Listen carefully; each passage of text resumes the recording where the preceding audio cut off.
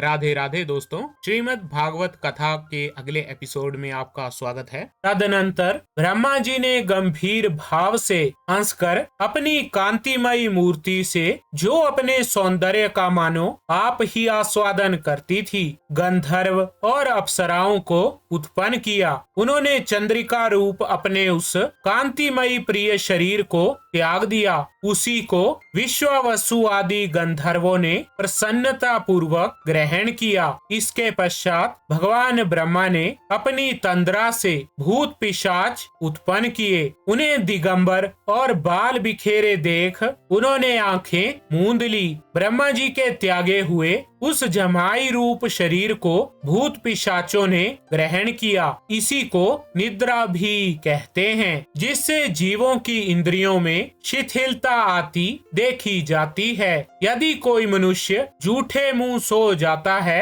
तो उस पर भूत पिशाच आदि आक्रमण करते हैं। उसी को उन्माद कहते हैं। फिर भगवान ब्रह्मा ने भावना की कि मैं तेजोमयी हूँ और अपने अदृश्य रूप से साध्यगण एवं पितृगण को उत्पन्न किया। पितरों ने अपनी उत्पत्ति के स्थान उस अदृश्य शरीर को ग्रहण कर लिया। इसी को लक्ष्य में रखकर पंडित जन श्राद्ध आदि के द्वारा पितृ और साध्य गणों को क्रमशः पिंड और हव्य अर्पण करते हैं। अपनी तिरोधान शक्ति से ब्रह्मा जी ने सिद्ध और विद्याधरों की सृष्टि की और उन्हें अपना वो अंतर्धान नामक अद्भुत शरीर दिया। एक बार ब्रह्मा जी ने अपना प्रतिबिंब देखा, तब अपने को बहुत सुंदर मानकर उस प्रतिबिंब से किन्नर और किम पुरुष उत्पन्न किए। उन्होंने ब्रह्मा जी के त्याग देने पर उनका वह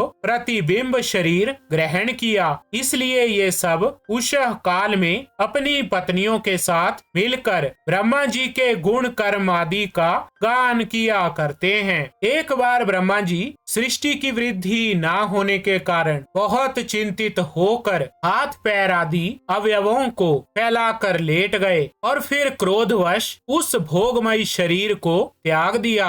उससे जो बाल झड़कर गिरे वे अही हुए तथा उसके हाथ पैर सिकोड़कर चलने से क्रूर स्वभाव सर्प और नाग हुए, जिनका शरीर फण रूप से कंधे के पास बहुत फैला होता है। एक बार ब्रह्मा जी ने अपने को कृतकृत्य सा अनुभव किया।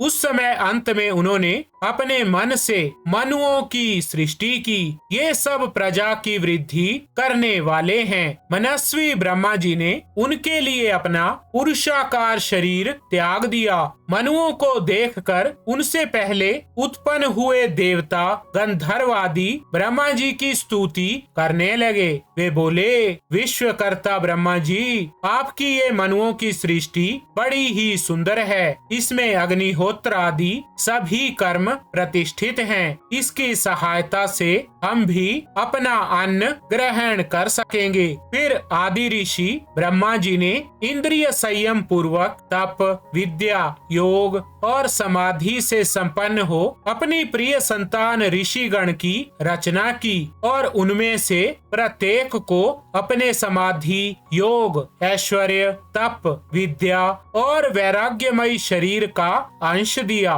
तो ठीक है दोस्तों, श्रीमद् भागवत कथा के इस एपिसोड में बस इतना ही। राधे राधे।